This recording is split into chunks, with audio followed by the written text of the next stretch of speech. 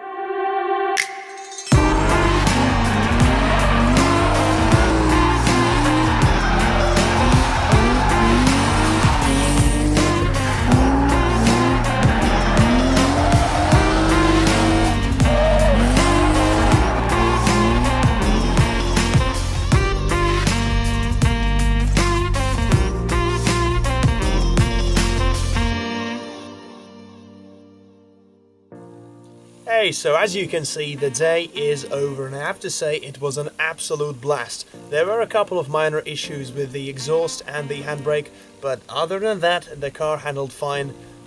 We burned through about 3 sets of tires, I believe, so now it's time to have a quick meal and head back to the garage, as today we start vinyl wrapping the car, and that's exactly what you're gonna see in the next video. So if you wanna be the first one to see it, subscribe, and hopefully I'll see you next time.